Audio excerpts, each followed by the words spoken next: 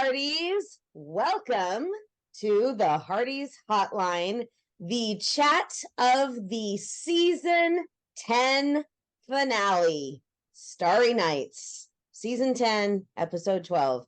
I am Cammie, the Hooked Hardy. Hey everybody, I'm Sarah, the Hawk-Eyed Hardy, and we are so excited to get down to business. Yeah, and we have something to help us get down to business. Now, if you tuned in to the episode 11 recap, then you will know what these are. And if you don't know what these are, then go listen to the episode 11 recap and find out. Because it's quite a story. It is quite a story, but to sum it up, this episode, we needed to get the sticks. We needed to get the sticks. So I let Sarah cover the cider and I got the sticks. I have the sticks too. You've got the sticks. I got, because they're delicious. Okay, so I want to start this one right off the bat with Hickam. That's what I want to start with. Because I had one of the laughs of my life with him putting his hand over Lucas's face on the saloon door. Oh, hey, Elizabeth, how are you doing? Because I'm covering up somebody's face who's not all over town. Right. It's not like that is his name and picture isn't plastered everywhere. Everywhere. They're passing out posters of him right then and there. But this one's blocked. We're good. Yeah, we will hide it from your direct line of sight.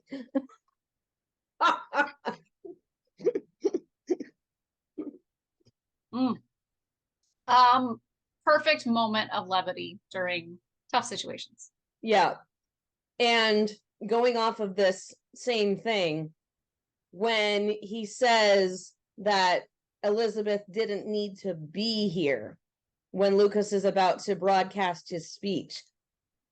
Elizabeth doesn't need to be here. Rosemary says she's fine. And Elizabeth comes up and speaks for herself and says, Lucas wants his speech broadcast to the whole saloon so then he can be quoted in the Valley Boys.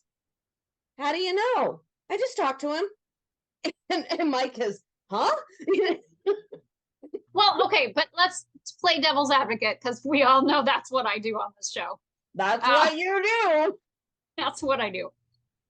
We don't there was a little time jump from episode 11. We don't know exactly how the information of their breakup has been shared with others in the town. We don't know what they know. We know they know something happened, but depending upon how much was shared, if they're private people, they probably didn't share a lot. Lucas is gone. So Lucas is gone. They thought she'd be gone. She's not gone. She's not wearing the ring anymore. People are probably assuming they had some big blow up fight and that there was a major issue. Yeah. So if there isn't a big openness about what happened, which I'm sure there was with a few people, Rosemary obviously knows. Apparently Mike doesn't think that this is, a major issue for her, that she's devastated, that she's falling apart. Like, he knows her history and what she's been through over the years. So yeah, because he's been there since season 1. So yeah. So it's really sweet in that sense that he would try to protect her feelings and make those comments, even though it's obviously not his decision to decide where she should be. But it was sweet to suggest that, like, we can handle it. We don't need to make her deal with this during this time. That I will admit that did not cross my mind. I thought, Mike's being Mike. Well, no, but it did cross my mind in the sense of, you do wonder what everyone in the town is aware of. let's go there. Because there's a very certain group of people who reacted in a very particular way. Right? Right? All right. The children. So I'm going to jump on this right away with saying I thought that the perspective of the children being upset because their teacher had been broken up with, I thought that was completely appropriate. I thought that was wonderful. And like what Elizabeth said, thank you for being protective and for showing that you care. Because honestly, if you had heard through the grapevine that your teacher, your beloved teacher that you have just adored your entire school life, and unless you were there when that awful Mr. Stoneman was there, she's the only teacher that you've ever had. And definitely the only teacher you ever liked. Exactly. So if you hear that this beloved teacher has had her heart broken, her engagement broken off, or whatever you want to say, yes, you're going to be upset, and you're not going to be upset with her. So I thought that perspective was brilliant. What do you say? Oh, absolutely. But I think that just goes to why, like, obviously, there hasn't been a lot of information shared around town. Not even any scuttle from Florence. I mean, No scuttlebutt from Florence. There, you think there'd be a little bit of chit chat going on at the beauty parlor.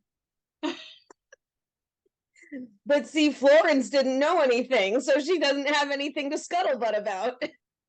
Well, maybe she does now, because you know, she might have listened in on that conversation after she patched them through. Now, you know better than that, Sarah. There are rules in the phone company about that. She's actually very good about that. She is actually very good about that. She has been. But going back to the children. So there is one little aspect. Yeah, we talked about that. We did. We talked about it, and so I'm going to talk about it here too. There is one tiny little aspect that bothered me about this because, like I said, I love the perspective that the kids are upset with him for dumping their teacher, and they want to know if she's mad. They want to know if they should be mad because they're taking the cue from her. There's one little thing that she failed to mention while she set them straight. I know, and I do go back and forth about this, but look, give everybody your take. She didn't mention that it was her choice. I'm sorry, that bothered me. Choice, but like her idea, she initiated. I think more than just she could make a choice, but it was her choice. It was her idea. She initiated it, and she didn't say a single thing about that. So it does bring up a tough point. When a tough point. That's very diplomatically said. No, just something I've been thinking about is, when people break up and there's children involved, especially like directly involved in the family, how much do you say? Like, you don't want to badmouth the other adult. You don't want to place any blame. At the same time, sometimes some truths need to be said. And so there's just that kind of argument that can be out there. And in this type of situation, it's tough because they're kids. They don't need to know the ins and outs of it. No. But yes, and I did think it was very mature to just say, imply that it was very amicable and two adults made the decision together, because in the end, that's kind of how it resulted. That's how it resulted. But in that specific sense, when you do know that these children are in the moment very angry with someone for something that they didn't even really see coming. That he didn't do. That kind of took him off guard. It was really in no way. I mean, it's tough. Yes, it was his doing. He was leaving. He was not seeing that that is not what she wants. Yeah, but she Can was argue also that. saying, I'm going with you. Exactly. You know, Yes. it's not like he wasn't reading all of the signs. Like there were some signs, but there were lots of signs where he did ask her and she said yes. Yeah. And I get her point of view as well. I didn't think that far ahead. I just knew Yes. this had to happen. So of course, okay, because it has to happen. But so I see both sides to that. I see both sides. In this situation, she didn't necessarily have to go very in depth with the kids and really could have simply made a very small comment about, you know, we wanted different things and I chose that this was not right for me. That's all I wanted. That's all I wanted. I wanted her to say, thank you for being protective and showing that you care, but this was my choice. That's all she had to say.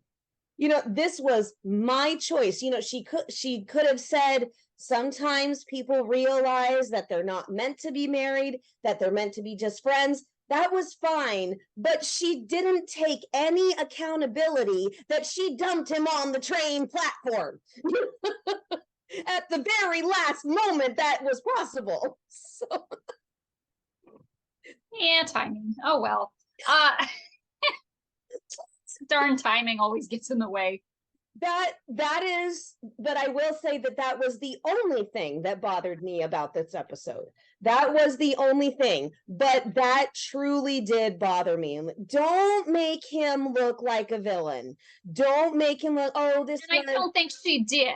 No, she didn't just make him look like a villain, but she just made sure she didn't look like a villain. Yeah. Maybe a little bit. I really think that it would have been nice for her to let the children know that this was her choice. She's not nursing a dumped heart. She's still sad, but she said to Rosemary that she feels very at peace with it. So tell the children that it was your choice and you have made peace with that choice. Yeah. That's all I'm saying. That's fair. Thank you. Thank you. Okay, so let's go past the part that I didn't like. So while we're on this train, we might as well just keep rolling with it. How many times am I going to make you laugh today? I've got a lot of sugar, so yeah, we got a lot of sugar in us. And you're doing cider as well as the sugar, the cookie sticks. All right. So the phone call. Lucas sent a message to Elizabeth because she said, I got your message, but it's obvious that she is getting in touch with him in answer to the message, but she's initiating the call because she said, I'm glad I caught you. right. We don't know what the message said. Now, this is a phone conversation that is taking place. So I'm trying to get my timing right. Election day was the wedding day. Yes? Yeah. Are yes. You've got to be kidding me, right? First of all, what are the odds of that? Also, like, that just makes, like, election day has to have been like election days are set for a while. Like, they had to have known that was election day. So when he originally said, yes, I'm going to do this, there was never a comment about, well, obviously we can't get married that day. Like, I mean, yes, they said there were some comments about not worrying about the wedding right now, but I never actually heard like a wedding postponement. That was never so in my head, even though timelines do match up from what they were talking about, I still feel like in my head, it felt like they were going to do this election thing now and then get married. Still. So like, I didn't really understand how the whole timeline would have been impacted regardless of the decision. Yeah. And I don't know. I find that timing very interesting. So Lucas and Elizabeth are speaking on the telephone On what? Yeah. Would have on the eve of what would have been their wedding. What would have been the wedding day. Yeah. I mean, even if you're at peace with it, that's awkward. That's awkward. And we didn't get to see the whole conversation either. Yeah. And she's in his office. She was? She was in his office. She came out from his office and said that to Mike. I just got off the phone. I was so focused. She's in Lucas's office on the conversation. I didn't even look at surroundings. Yeah, she was in Lucas's office. Oh man. At least that's really awkward. Yeah. Yeah, and what do you say? We don't get to see how the conversation ended. We also don't know if they have spoken previously over the last 3 weeks. Mm-hmm. We don't have any context for where they are at in their communication and their, feelings, how resolved all their issues are. Obviously, they're in a happy enough place to communicate with each other on the eve before their formal wedding. And about the whole election process, to have her be that involved. I mean, same thing with Mike being worried about it. You'd think he'd be worried. You'd think Lucas would be worried about that too. Like, I don't want you to feel like you have to be doing this right now. Apparently, either that didn't cross his mind, or it's already, or they've already had a conversation. They've already discussed it. Yeah. And I do think that it's really interesting that we didn't see the whole conversation, because how do you end that conversation being the time that it is? Yeah. I mean, she said, "I'm so proud of you." She said, "You have a lot of support here from everyone, especially me." He said some things that I really appreciated, that he found his calling. Meeting all of these people confirms why he had to do this. Elizabeth was right. He would have regretted not getting on that train if he had stayed. So they're both okay, but we didn't see the goodbye. So you have to kind of wonder, how did that conversation proceed? I have no ideas. What do you have? I mean, there's so many things that could have happened there. Obviously, the show is going in a specific direction, so some of those aren't likely. I mean, I can't, when you've been in love with someone for that long, like, that's just hard. Like, even if you're like, I acknowledge we shouldn't be together, like, you don't just stop loving that person. Yeah. Oh, especially overnight, but maybe never. I mean, there was that conversation they had a few episodes back about, once you love someone this way, they're in your heart forever. And I think that actually might be a key takeaway moving forward, that, maybe that was planted by the writers to just give people some comfort that, we're not, I've actually seen in a lot of interviews lately, they are really stressing, we are not erasing their relationship. We are not saying that she never loved him.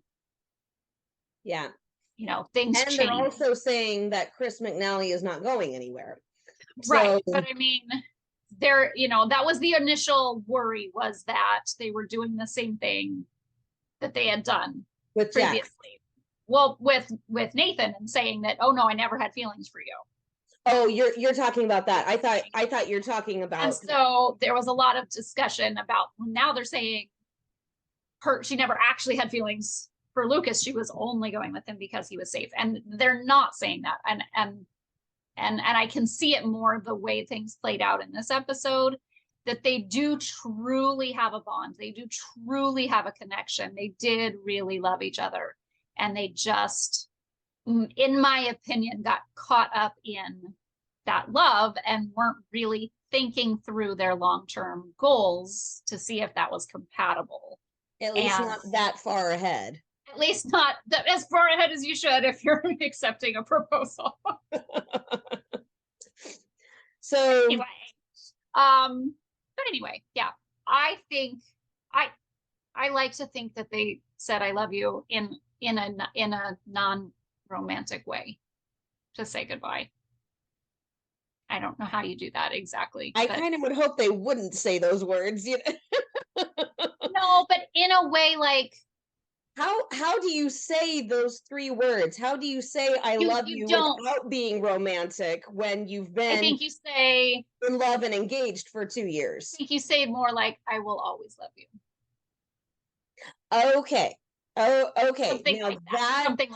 Something yes, like that. Now that I could agree with. I hope you know I will always love you. Something like that. Yeah. That's gonna be how my mind imagines it. Okay, yes, because that conversation left a lot to the imagination. You know? So I'm imagining something incredibly awkward where that's more likely. I'm imagining something incredibly awkward. Well, goodbye. And you're imagining something, I will always love you. Goodbye. Two very different perspectives here. But I do want to go where you started heading. And this is something that gave me a little bit more comfort. I wish they had put a sentence or two of this in the episode before. That would have been nice, but they did it now. I was having to pause constantly because I wrote down almost the entire speech that Elizabeth did in the graveyard. My poor wrist was just cramping. Can we just, that was the most brilliant idea to bring that in this season in multiple episodes. Twice in the same season. So powerful. And I'm trying to remember, I think it was an interview with Derek Thompson. Okay. They were talking about, they have been wanting to do a cemetery scene for a few years, and they just knew that it wasn't, like, it never felt like the right time. It never felt like the moment was right. Like, it's not that she hasn't been going there. She's obviously been going there off screen, as a character off screen. But it just, they knew that it A, would be powerful, and that it B, would be more powerful if it's not shown all the time. And so they couldn't find the right, and they knew that this was like the right time. And I would have to agree, because we have not seen the cemetery on screen since Jack died and he was buried there. We haven't seen her at the cemetery since that episode, the season finale of season 5. So to go to season 10, yeah. And that's true. It's so much more powerful. It hit the first time they showed it a few episodes back. That hits you so hard because you haven't seen it. I gasped audibly. You're not expecting it because you haven't seen it. If she did it once a season or something, you'd be like, oh, okay, just at the cemetery again, you know. And it would still be a beautiful scene. It would still be gorgeous, but not nearly as impactful. But this was like, whoa. Yeah, I went. And even the second time this season, having her revisit it, I felt it was just as impactful as earlier. Oh, completely. because now we've like built it up to this. And the things that she was saying were things that were too private and too intimate for even a conversation with Rosemary. I'm sure that she told these things to Rosemary at another time, whether before or after, I don't know. But it wouldn't have meant as much if she had been talking to Rosemary. But she's talking to Jack, a character who I think is still one of the most beloved characters from the show. I know he's still mine. Sorry, everybody. I love you all, but I just love Jack. Sorry. But I wrote down the speech because it was all fantastic. And it gave a lot of explanation. It gave a lot of peace. It gave a lot of ground to the choice that was made, shall I say. You were my great love. And I agree with that one. You were my great love. But when I lost you, something inside me just broke. I loved Lucas. And she wouldn't say that to Jack if it wasn't true. That's something I liked because she can say things to other people, even her best friend, to cover up. But she's saying it to his gravestone. So it's not going to be a lie. Yeah. I loved Lucas, but I think I was looking for something safe so I couldn't get hurt again. Because what if I broke a second time, but couldn't put the pieces back together again? I couldn't risk it, especially when I had little Jack to think of. But that wasn't fair to Lucas. He deserves to have a great love. We both do. And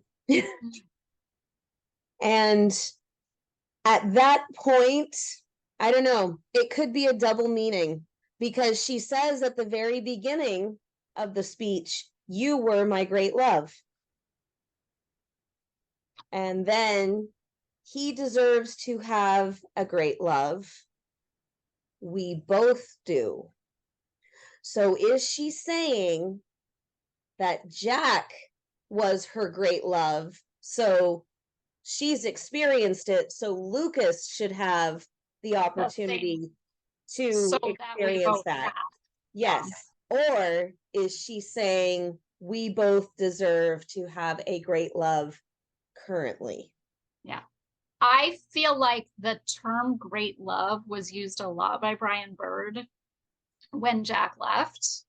In a lot of interviews, he talked about people being able to have more than one great love because it's not, and I remember that term because I recognize that it was different than saying, like, a lot of people say, like, your one true love. Like, obviously, if one is in the title, you're probably having one of them. But makes it a little harder with this storyline. Right.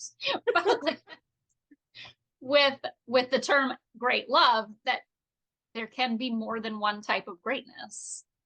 And it can be different and it can feel different. And you and I have talked a lot about that when we've been looking at other characters on the show in terms of other romances. And we've talked about, every romance isn't that firecracker, crazy for love at first sight kind of love. Or the Elizabeth and Mr. Darcy headbutting at first. Or the fighting or the bantering. And some are just very simple, very sweet, very calm stories. And sometimes that's just as amazing. It depends on the person. It depends on the character and their personality and many, many, many factors. But they can all be that person's great love and what they're looking for in their life. And it can look different to the outsiders, but to an individual, you might feel just as strongly. So I took that line specifically to be tied to maybe not necessarily Brian Bird's plan, but I'm sure that if he's been saying that repeatedly over the years, that's a term being used in the writer's room. It's a term being used by the group of them as they're working towards something. So if that, I took that to be more meaningful, that there's, that she deserves it too. That she deserves it now. Yeah, that she deserves to be able to have it again. Okay. Yeah, I would like to think that it was Not a double necessarily now. Could be in the future. No, not right this minute now. No. Okay. That wouldn't be very etiquettely appropriate, shall we say? Take creative license on that.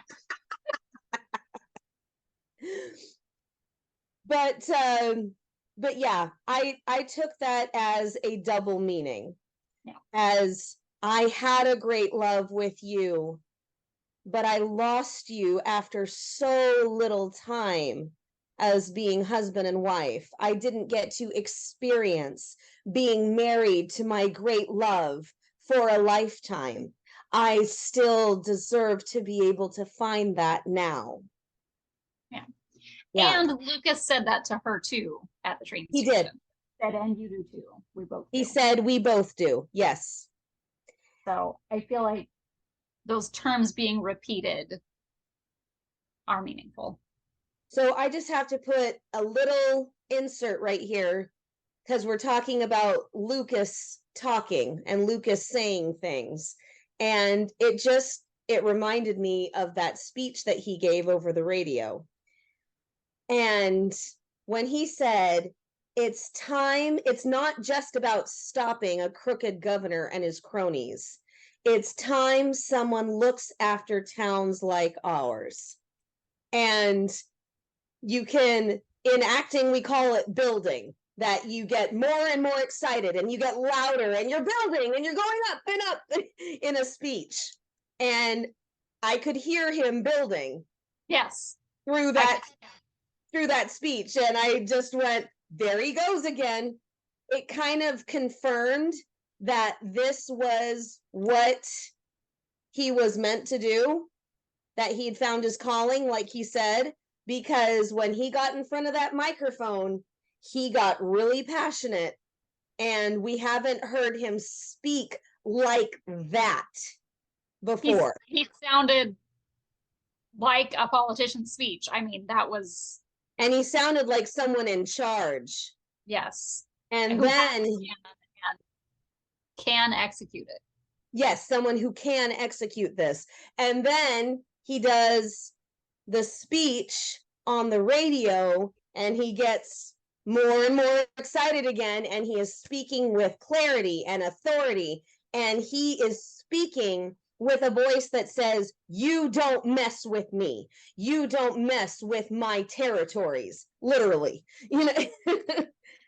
So yeah, those speeches, but specifically this one in this episode, it really showed that he meant business. And not only that he meant business, but he had dug deep.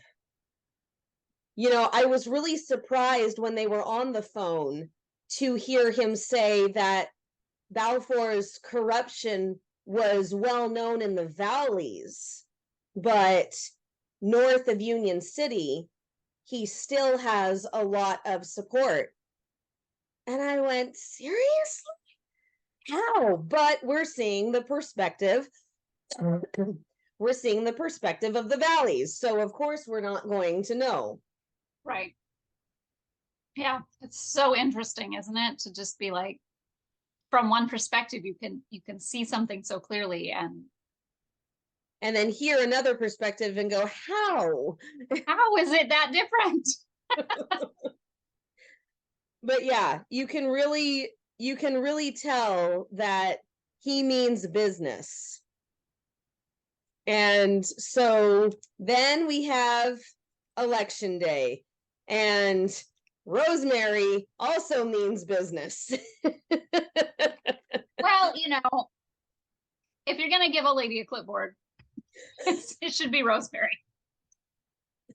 And ballots and the ballot box And the buttons. and the buttons. And then, I mean, the fact that she knew that Balfour won by a margin of less than 1,000 votes right off the bat, the fact that she knew that. She did her research. She did her research. She is a savvy woman. And, you know, she was keeping up with the polls. She told Ned that they're neck and neck with the polls. And so, but we have passion and moral clarity. Those were the two things. And then Ned adds, and the press. Okay, so this is speaking from an actor's point of view again. I don't even know if anybody else noticed it.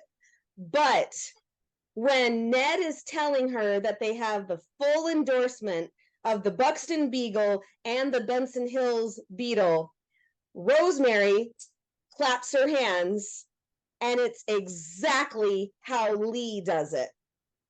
Oh.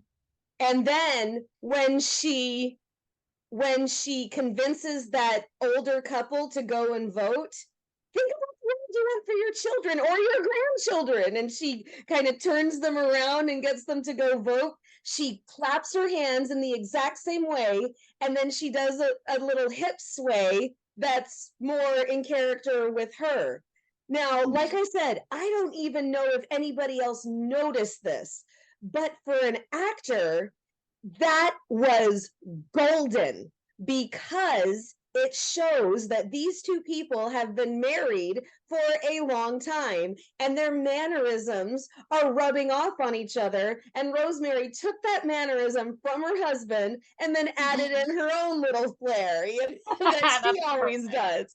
So it becomes her own mannerism. It was just I watched it, I immediately noticed it, and I'm just sitting back there just shaking my head in wonder and awe, going, oh my gosh, these two are so good. They are such good actors that they would think to do that they are rubbing off on each other. You know, that's like a Captain Pascal going, oh, you know how I do this? You should do that. You know, like, and then it'd be like we've been, you know, you can just see them planning that. I can totally see it. I can totally see it. And that was just, I mean, for me as an actor, that was just beautiful. And I'm just sitting back loving it. I'm just I'm basking in it. Soaking it in. Soaking it in. And it was such a teeny tiny little moment that it happened twice in the same episode. Right. So why do you think in a town that size that does have a lot of people, and their full intention was to get every one of them to vote, why do you suppose they only set up one voting booth to begin with? Was it one or was it two? I thought that there were two voting booths, and then they added more. I thought there was just one. I don't know. I couldn't see. Either way. As slow as molasses on a cold day is how Rosemary put it. Yeah, well, you do have to wonder what does take someone so long. This is not like current. So, okay, where I live, we have to do mail-in ballots now, and they are pretty complicated. You got to fill out a lot of stuff. But I do recall. We still go to voting booths. I do recall in my time. I'm not that young. I do recall in my time going to a voting booth and having to do it in a little booth. And you did have to, I had to fill out a bunch of stuff. Whereas this looked like literally a piece of paper with 2 names and 2 checkboxes.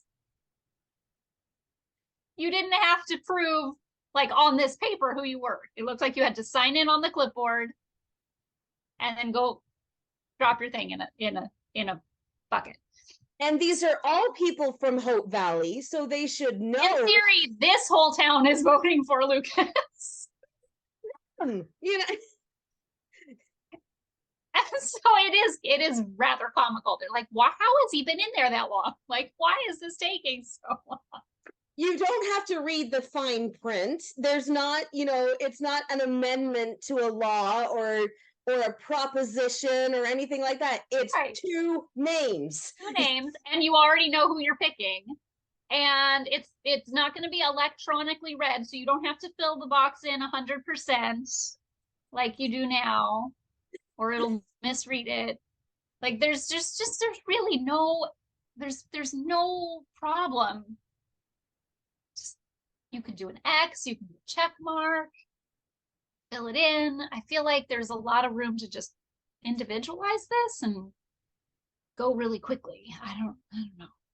I don't know. I don't know. But as far as the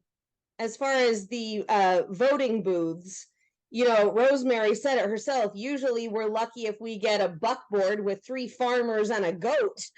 So, I guess they weren't ready for such a big turnout, but there goes Elizabeth using that teacher ingenuity. And she had the idea to use the curtains from the ball. Do you find that ironic? A little bit. We threw a ball for the sleazy weasel.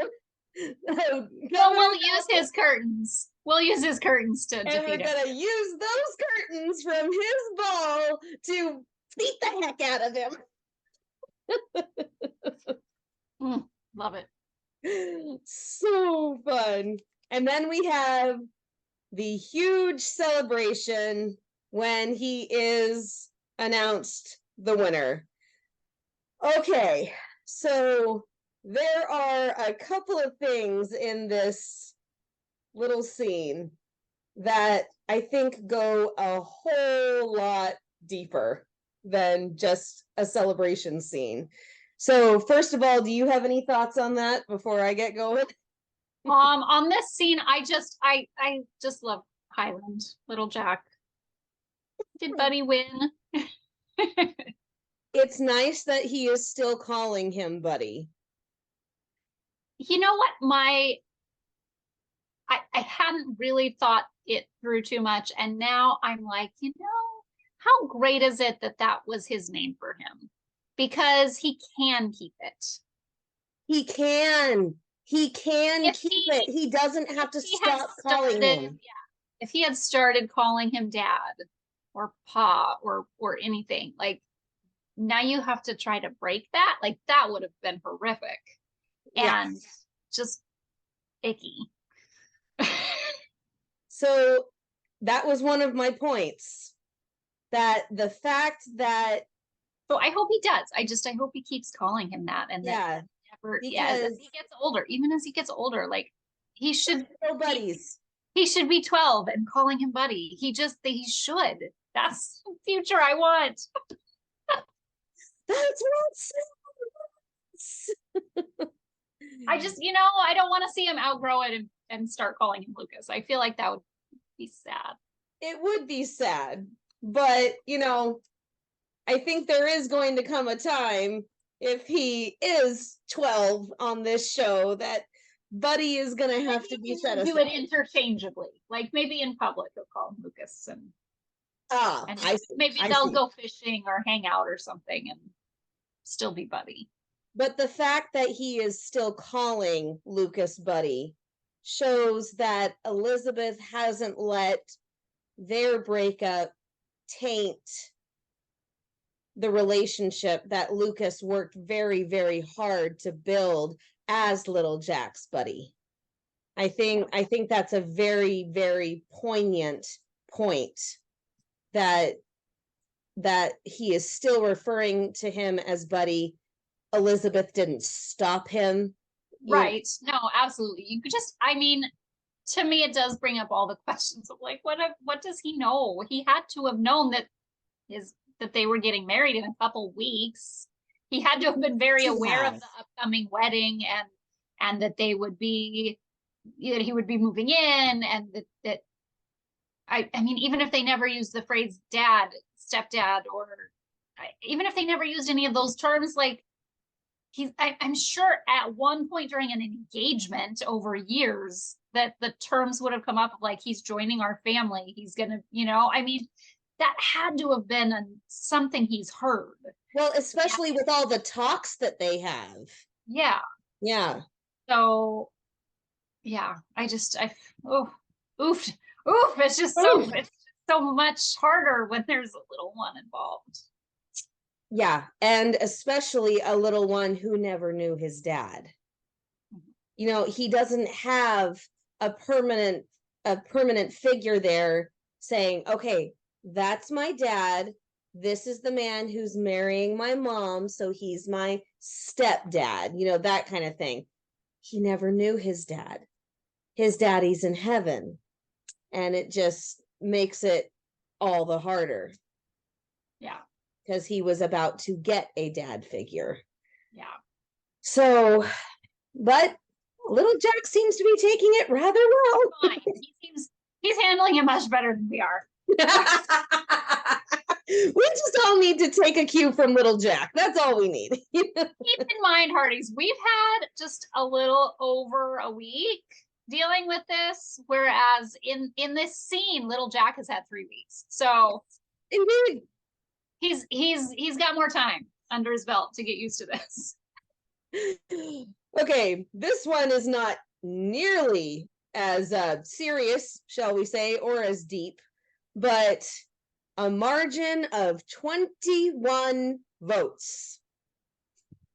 And how many did they go track down? 22? 22. And 2 of that 22 were Nathan and Elizabeth. And Do you think Nathan voted for Lucas? I think so too. I just say it. The downside to this is that Rosemary is now fully aware that she pulled this election. So the song that they sang about Miss Rosemary when the governor showed up is completely solidified now. It makes a little more sense now, doesn't it? You were all like, why are they singing this? It makes a lot of sense now. Oh, yeah. Especially that they sang it to Balfour. The irony is just dripping from the page. Or should we say the screen in this case? I just feel like she's never going, like she's already like up here. I did it. She's just never gonna come down from that. I know what I can do. I got Lucas Bouchard elected. I single-handedly saved the valley. You know, by proxy, because okay, so this is where my snark came out. Oh, this should be good. Okay, so it's announced that he wins. There's a huge uproar, and so much so I moved my hat. There's a huge uproar. Everybody's shouting, everybody's cheering, everybody's hugging and smiling, and it really focuses on Elizabeth hugging people. The first thing that just popped out of my mouth was, yeah, he's not coming home, so I don't have to force him. Out. I'm sorry. It is a little snarky, but that's okay. Snarky, but it's also a little true. He's not coming home now. No. Well, yes, I doubt that was going through her mind, but so that's better than what somebody's husband said. It was not my husband, but someone who shall remain nameless. Their husband said, "Oh, now I don't look like a monster." So that's far better than what I said. A little more snarky. Okay. Snarkiness happens. It's okay. May I point out that this husband and my husband, actually, they are both highly Team Lucas. So, you know, they were quite salty. I bet there's people that can relate to that. Oh, I'm sure. In Hardy's land, yeah. I am sure. And can we just say that we are still here, we still feel for you. And, you know, we're getting over the shock. And, you know, still we're kind of Team Lucas, but, you know. We're open to where it's going, but we know that it's a huge disappointment for a lot of people, and that's okay. Yeah. That's okay. Very valid. And speaking of disappointments, let's talk about somebody who was very disappointed in himself and who made me cry. Oh, what this man did to me in this episode, I don't remember when I've cried so hard. The last time that I can think of when I cried during an episode this hard was when Jack died. Because when Elizabeth chose Lucas, I was so much in shock because I did not see it coming. And then, when she goes in there and says to him, I love you, but I'm not in love with you, I was like, wait, what? And still thinking it's not the end of the episode, but right. Something could still happen. Something still, yeah. Yeah, so things hit me a little bit later, but I cried. I cried at Henry's interactions with everybody. I just 100% Martin's acting is what puts this over the top. And the sheer power of this story of Gowan's entire arc has been done in such a way that even if he's not in the scene and it's just about him, I find myself crying anyway. So the scene at the beginning with Lee and Rosemary. With the wild idea? Disgusting. What if we ask Henry Gowan to be Goldie's godfather? And I was losing it there. Because really? I was crying. I was full on crying in that scene. Obviously, Rosemary had to have the initial, like, what are you talking about? He's so cantankerous. Like, and that was a very polite way to say that, Rosemary. Well, and Lee did not deny it. He agreed with her 100%. Others may have used a stronger term than that, is all. I mean, like, he has murdered 47 people indirectly. I mean, there's lots of other ways you could have taken that comment. Yeah. Cantankerous was a pretty polite word. But I just immediately, she was on board. It did not take a discussion, even. Like, he did not have to convince her. He just, like, brought up a point, and she's like, oh, it took all of 3 minutes. It was so fast. And the comment about he may need her more than she needs him, or as much as, I think it was as much as she needs him. Was. And you and I talked so many times last season and this season, throughout the season, about how on earth can they get him through this redemption arc? There's no going to happen. We could not fathom a way that you can actually get somebody through this type of pain and heartache and guilt. And they did it really well. However you feel about the writing of the triangle, I don't think there's any room for anybody to argue that the writing of Henry Gowan's arc through all 10 seasons has been phenomenal. Agreed. And his acting has put it over the top. To watch Martin become the character that the moment you see him on screen, he's a bad guy, to you hate him. And you hate him. Without even knowing. You're just like, I see that guy, I know he's a bad guy, and I know I hate him, even though I don't know why.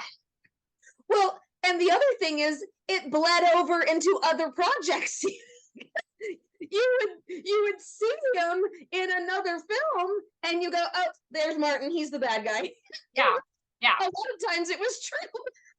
Not always, but even still, like, there's like some of his wonderful films that I've gone back and watched kind of in the midst of this arc, and it's hard to watch him in a good character at that time because you only know him as Gowan, and you're like, what is it? The Christmas Shepherd. Amazing. Yeah, the Christmas Shepherd with Terry Polo. Yeah, amazing, amazing movie. And it's hard to watch that when all you've seen is bad Gowan. Yes, it's true. And now you're like, oh, let's go and watch that one again.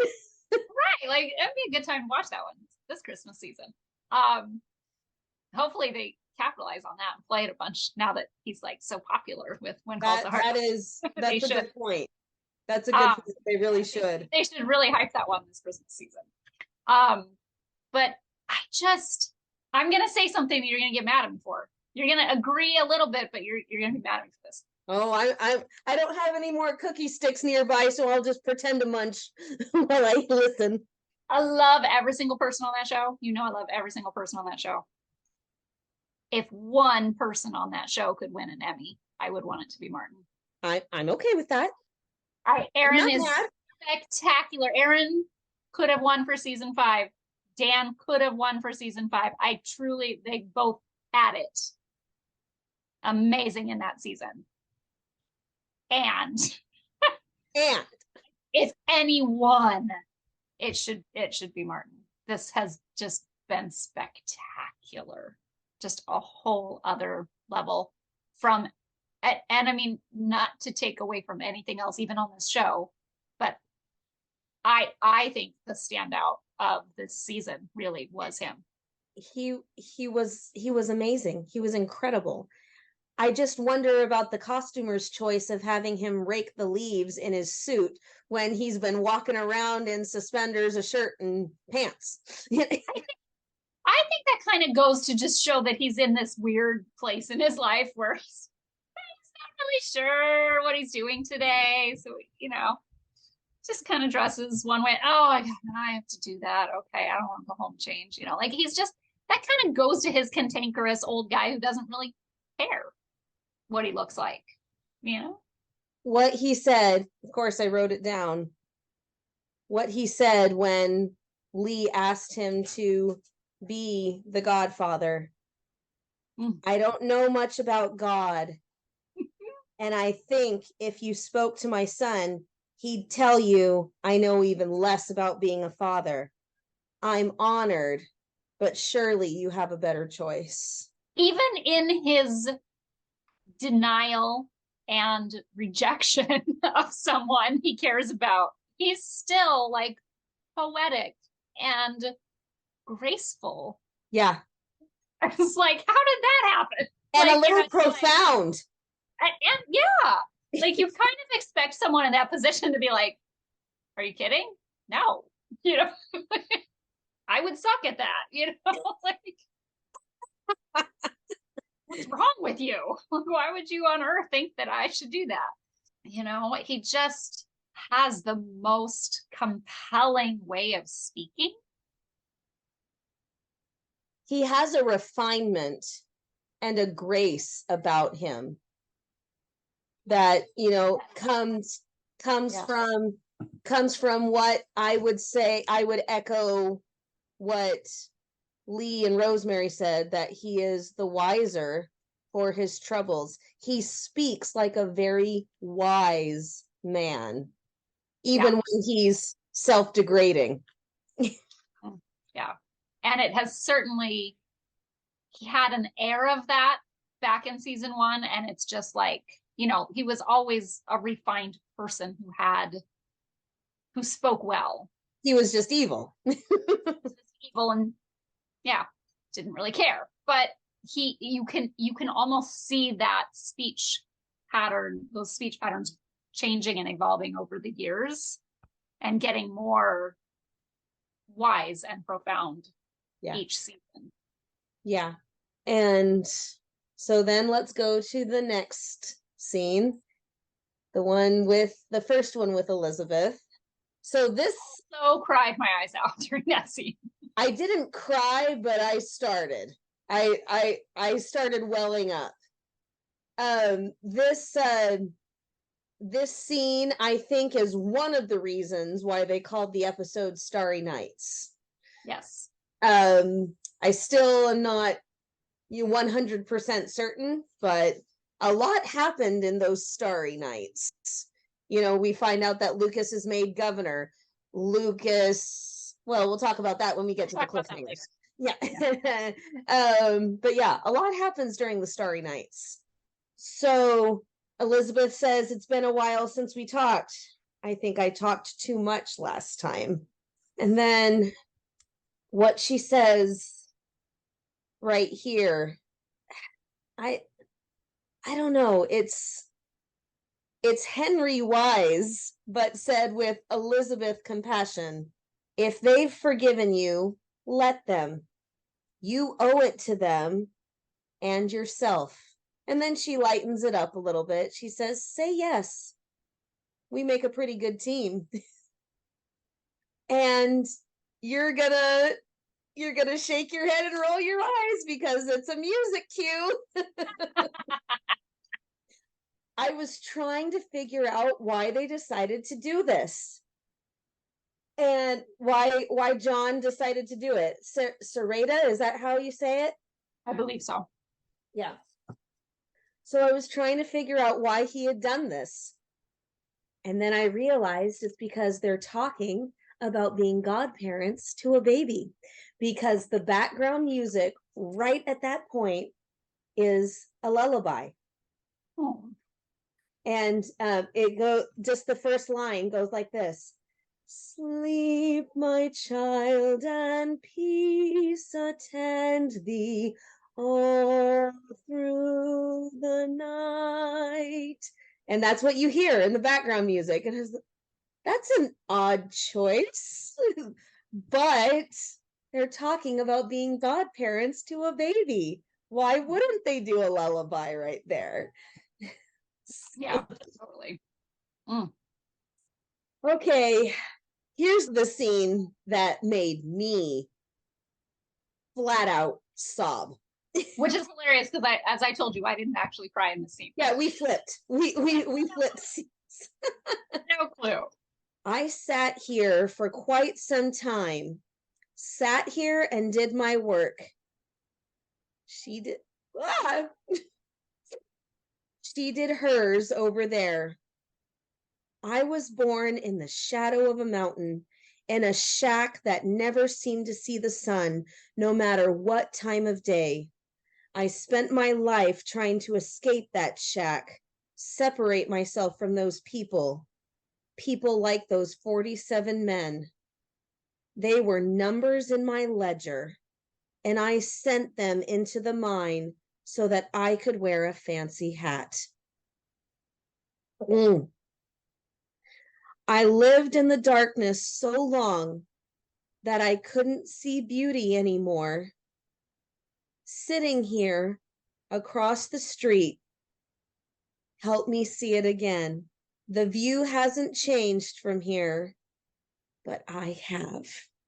And, I have to be honest that there were a few parts throughout the seasons that Henry's character seemed very inconsistent. For instance, when Bill found that old telegram tucked away in the office, and he goes up to Henry and says, Henry, what is this? And all of a sudden, Henry starts yelling about how guilty he feels. That doesn't make any sense. He was trying to get out of trouble. He was trying to deflect blame. But right here, this explanation right here says it all. And it explains everything about his character. And that's probably why it was so beautiful and so compelling. They planned that like 5 years ago. Yep. I'm sure they did. Oh, and then, okay. I'm going there because we'll go back, but Henry goes. Cliffhanger number 1. Henry shows up in front of the house with the mailbox marked A. Stanton. And I almost lost it. Yeah. Yeah. I was a little bit in shock at that moment. Actually, I have to say, those 2 or 3 seconds that he was standing in front of the car, I went, oh my gosh, oh my gosh, oh my gosh, oh my gosh. You know, I kind of figured it out. Like that, you'd have to ask Sophia. I think that's what I did too. Oh, She wasn't even paying attention. She was doing something else in the room. And I started doing that. And she's like, what? What? and then Like, and then and she's literally like, oh. even the kids get it. Kids can get it, yeah. And then it drove me crazy, but it was awesome. The camera angle, using the camera to be Abigail. The door opens, his smile, the one word, Abigail, and then cut. It's brilliant on multiple levels because it's logistically a fabulous way to do it when you don't have the actress. You know, I mean, how can we tie this loose end up without having Lori on the show? So it was a brilliant way to do it without being like, you know, if it's just a side angle where you don't see it, it would be awkward. You'd be like, why is it that angle? But having it be from this angle, you never question why you don't see her. Yeah. And then from just a cinematic point of view, it's beautiful. It looks really cool. And to me, it shows, I think it makes Henry seem all the more vulnerable because you're looking at him through the eyes of the person he's there to ask forgiveness from. And maybe more. Maybe more. That's why they call it a cliffhanger. Right? Answer me this. Did we ever find out? Wasn't there like a letter or a package or something between them from that Christmas movie in When Hope Calls? Wasn't there something she was communicating with him during that? Yes, she was communicating with him, and I believe that he went to visit her at one point. I think they mentioned that, yes, but I think it ended with her like going and sending him something. Oh, I see what you're saying. Oh, did we even know what that was? Like there was some sort of thing that I kind of had already thought we kind of had a cliffhanger that we were waiting to be like, oh, what was that? You know. but then we never heard anymore. So I was So it's interesting because you have this dynamic between them when they were together that really changed over time, obviously. A lot. And then we had a big chunk of time with Gowan where we're seeing his perspective of their relationship. Mm-hmm. And then with When Hope Calls, we had this view of her with her perspective of their relationship. Without him. And then we go back and see his perspective again. And so it really is very, very interesting. Do you think that there's a possibility that she might be coming back next season? I don't know. Here's the thing. Originally, she had gone very far away.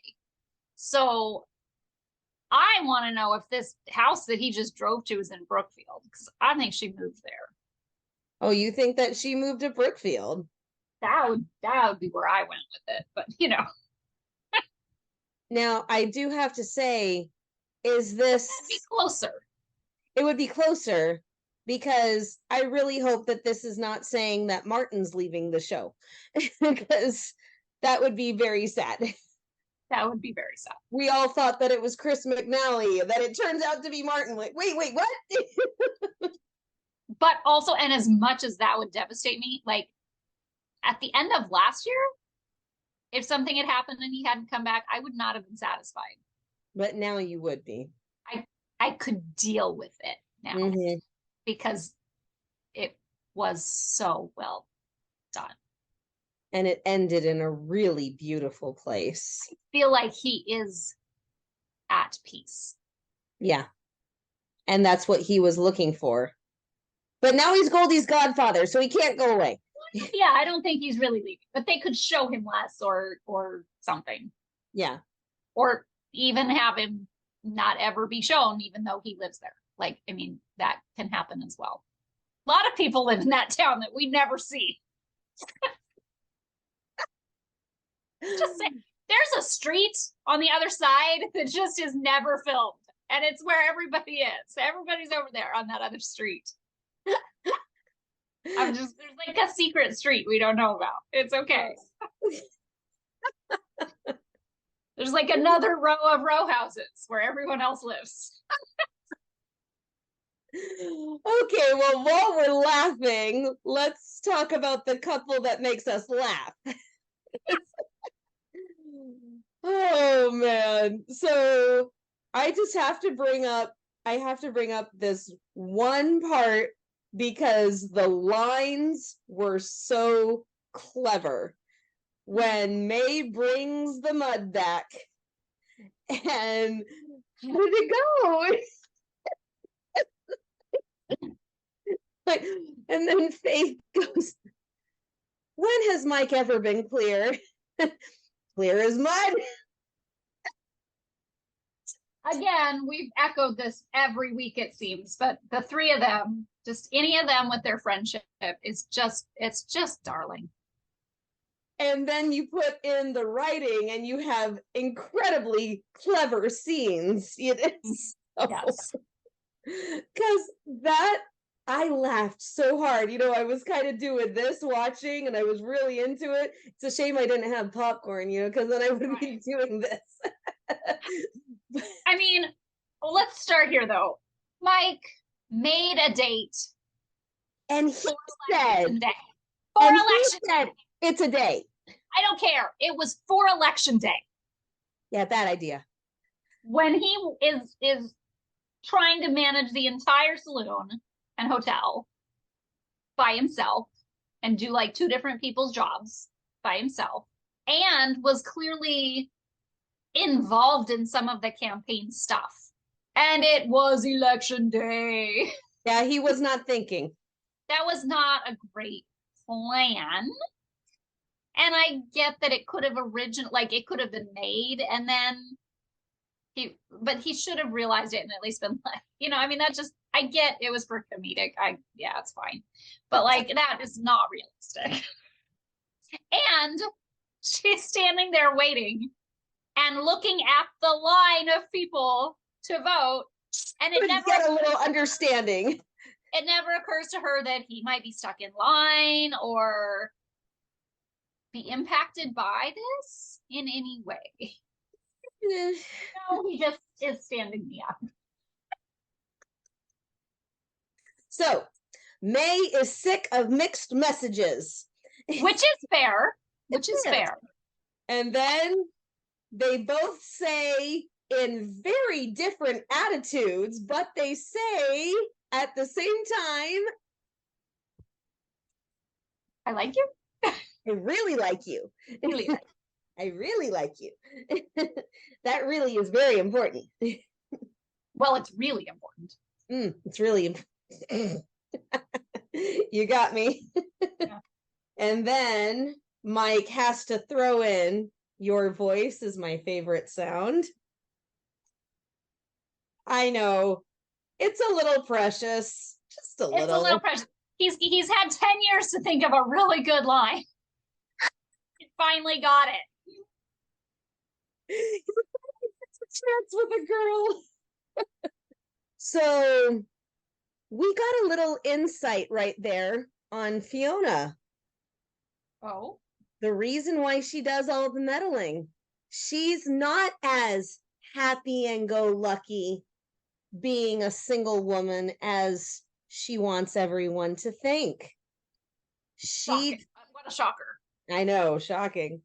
She does the meddling because then she doesn't have to focus on her own love life or the lack thereof.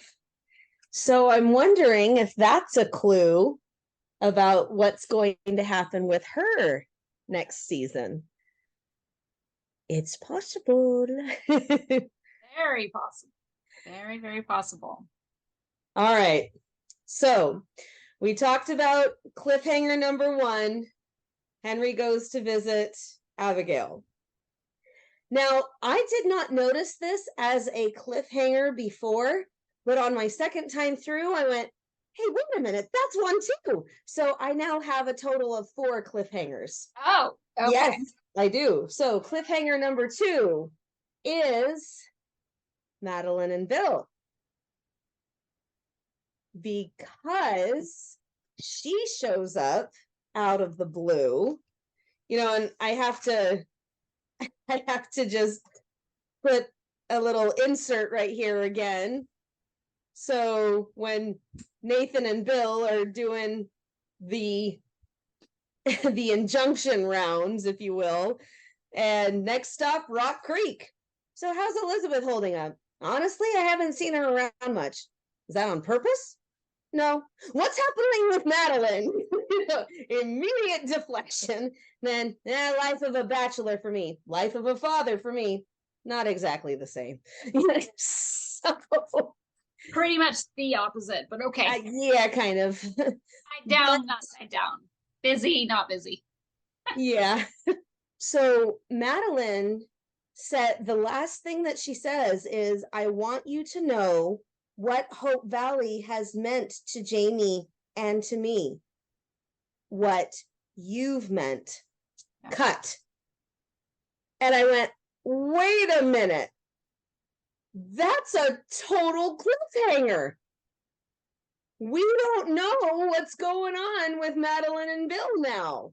Yeah. Because she showed up in the last 5 minutes of the episode. Yeah. I don't know. I really don't have a feel on that at all. I could totally see them settle there and be a great addition to the town. I could totally see the next season start and there's no, not no mention of them, but oh yeah, they are back in Philadelphia. Yeah, it could happen. And Bill being sad again.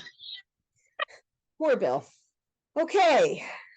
I'm trying to figure out what order to do these last 2 in, and I think I figured it out. So people may not like my choice, but sorry. Oh my. Okay. Cliffhanger number 3. It's Lucas. I need you both now. And before that, Lucas's line, in the dark, in the rain, with headlights blinding him. What are you doing here? Oh, whoa. So is this the question of the day, or you got one later? Nope. Let's make it the question of the day. Who do you think it is? So yeah, I'm struggling with this one. I've been a little back and forth. After we talked, obviously the obvious idea is Montague. Yeah.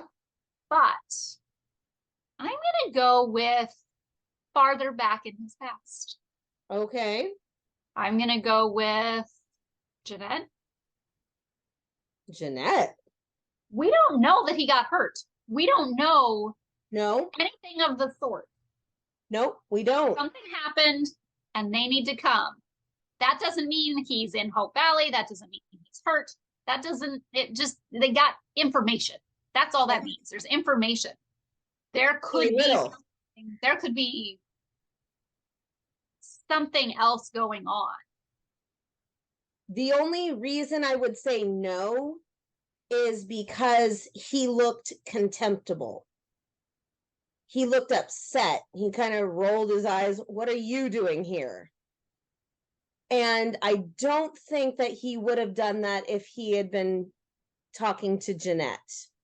Now I can see a long lost relative who maybe fell out of favor with the family and now he's going to be governor, so we're going to go in and get in good with Lucas. And he's saying, what are you doing here? Get away. And then, the same anonymous husband said, when Lucas appeared at the door saying, good night, everyone, good work, thank you, he's got a Lincoln, which is a terrible joke. I mean, so there's the obvious that someone's mad that he's beaten Balfour. Yes. So that's option A. Uh-huh. Option B is relative or someone who wants to get in good favor with him now. Mm-hmm. Option C, though, is also someone who has a beef with him from a long time ago. From a long time ago, and they want to expose him.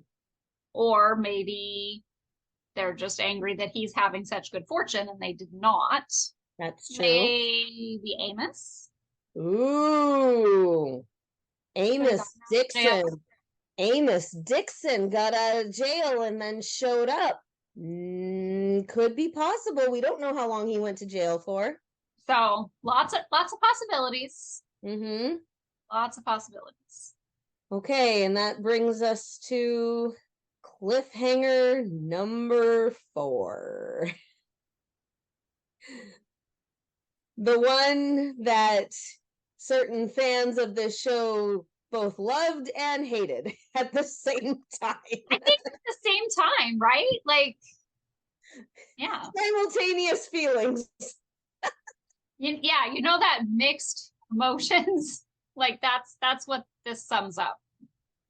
So there's a picture of this scene in the dictionary where it's mixed emotions. So I have heard it from a reliable source. This is hearsay, but I was told that because of timing, they had to cut a shot that they had originally intended on putting in this episode. And that shot was the shot of Nathan riding down the path the way they had done it in episode 2 of season 8, when Nathan declares his love for her, because she's at that same spot. At that same spot, because it is the same spot. That is confirmed. That was the same spot. Yes, and so confirmed by multiple people. Yeah. Yes. So they wanted to do a mirror shot. Who wouldn't? I mean, no matter what your goal was for the scene, that's a great approach because it keeps people wondering. And it's one that I personally would have enjoyed, because it would have been like, oh, I see what you're doing. But they had to cut it because of time, sadly. So the conversation right here, actually both the conversations between the two of them in this episode are very vague, shall we say? I feel like they're strategically vague. Probably, but they're vague nonetheless. And purposefully misleading. Yes. So, Nathan, what are you doing here? Voting. It's, what are they saying that they're not saying?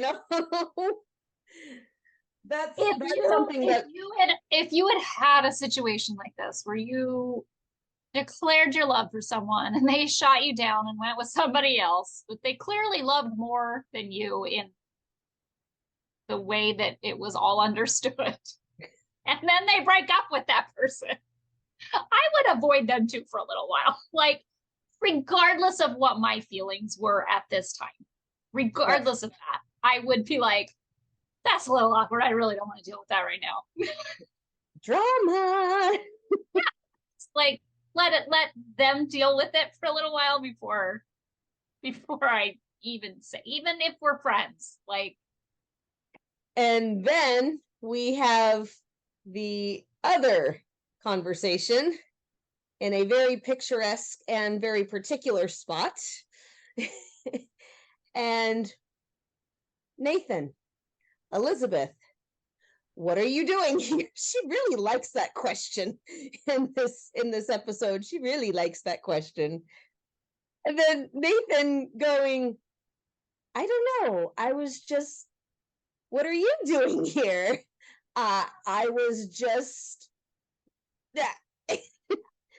So do you notice that Elizabeth says, what are you doing here? Not only does she say it twice to Nathan, but she also says twice to two different people this time, you were just trying to help.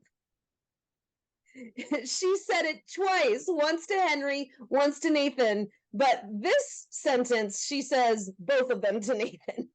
Yeah. She's very demanding of his location. A little bit. Like, yeah. Just need like the Find Your Friends app on your phone. Like, just some location sharing going on here. Like, she's gonna be that kind of girlfriend. I mean,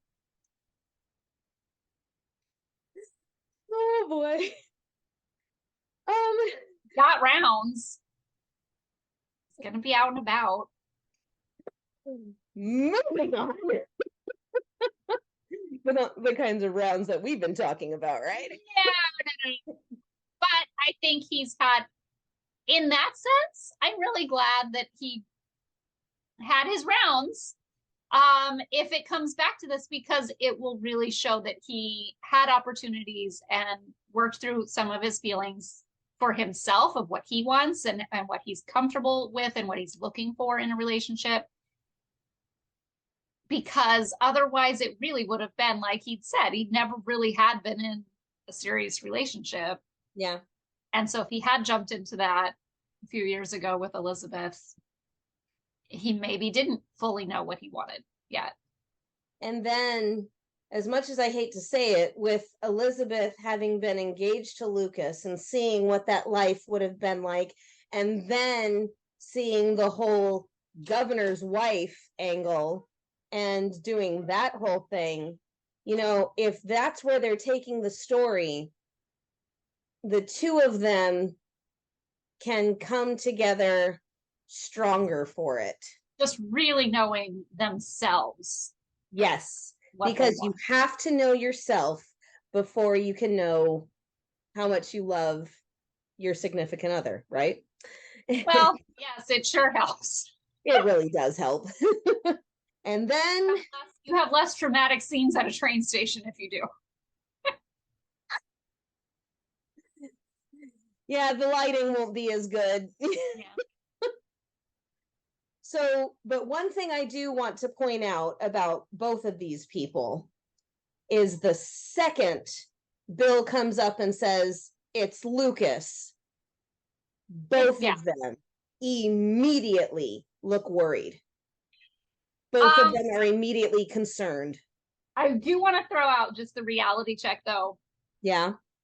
If you ever ride up to me on a horse or walk up to me, whatever, and say, it's somebody, I need more information. Yes, I'm going to immediately start coming. But keep talking. But they went without the information. Bill still has the information. Yes, I know. But Bill says, I need you both now. And they don't hesitate. They both get on their horses and they gallop off behind him towards town. But I'd be yelling at you. I'd be like, what is it? I know. But then it wouldn't be a cliffhanger now, would it? I know. I'm just like, for crying out loud, I couldn't do that whole ride back to town without knowing. Like, give me something. No, the adrenaline. The adrenaline's running. Is he dead? Was it just the election had an issue and they have to do a recount? Is it like she doesn't know there was somebody shining their lights on him at night? Like, she doesn't know there was a dramatic thing. So it could be something ridiculous, but is still time sensitive. And also, Bill, I'm sorry. Bill, you're coming up to the widow of a Mountie. who just broke off an engagement with the man you're telling her there's something horribly wrong about, and you're not a little more sensitive about how you share this information. Bill! At least Aaron Krakow has said that we will find out what happened to Lucas right away. Thank heavens. I don't care about me. I care about Elizabeth. Well, bless your heart. It's like we've had this conversation about other things. It's like when people have called people on the phone and been like, there's an accident, and then like get interrupted before they're like, oh yeah, everybody's okay. You know, like, no joke. it's just, come on, Bill. You should know better. But my original point that they both looked worried, they both looked concerned, they didn't demand details. They just should have. They should have, but they didn't hesitate before they got on their horses and galloped off. And I will admit, they kind of looked good galloping off together. I'll admit it. Nobody has ever said that the Red Surge does not look good. Nope. We've never argued that point. Even when we were big on one side, we've never argued that it didn't look good. The hat looks a little funky in certain situations. However, the Red Surge never has. It's always looked distinguished. So yeah, but those are the 4 cliffhangers that we are left with. And we have to wait. We don't even know when the season's coming out. We know that it's almost done filming, but we don't know when it's coming out yet. Yeah, the advertisements have just said 2024. They have not given any more inkling, which I know, like, I think last year they said mid, and so we had an inkling that it was a little later, but yeah, because of the 2. Yeah, before we had a date, we did know it was going to be later than usual. Mm-hmm. So because of the 2 new shows. Now, the only thing that I would say is I don't know if there's other, like, we haven't heard anything about other shows filming. Nope. Haven't heard anything about other shows being renewed. Nope. Actually, no, wait. No, I take that back. The Andy McDowell show was renewed. They said it was renewed back a long time ago. The Way Home was renewed, but I've never heard any inkling about anything. Yeah, we heard about it way back then, but we haven't heard about it since. There's been no updates. Several people on that show are American, so cannot be filming right now unless there's a waiver, and they don't currently have a waiver for that we've heard again. So really hopeful that is worked out in one way or another, because I loved that show as well. But my inkling would be, timeline wise, if When Calls the Heart has actually been filmed, it would air sooner than shows that have not been filmed. that would be the hope, yes. But logistical things like that. But Hearties, in the meantime, before season 11 comes out, we do have some treats that we have planned. So don't worry, we're not going away for the entire time the way we did last time. Sorry. Life, right? Whew. Life, yes. So, but we do have some surprises. We have some treats. We have some pop-ups, even though because the strike is still currently happening, we can't do interviews, but we have ways to fill the time until the strike ends. Promise. So we leave you for now, and we hope that you have a wonderful time going back through and trying to find all the clues, finding out all the cliffhangers, and getting all of the hints that you possibly can about what can possibly happen next season. And right? I have to rewatch so many things now and be like, okay, now I can be invested in this character, this relationship, so I can watch it with this point of view. All right, hearties. And with that, we leave you. Good morning, good afternoon, or good night. Bye. Bye, Hearties.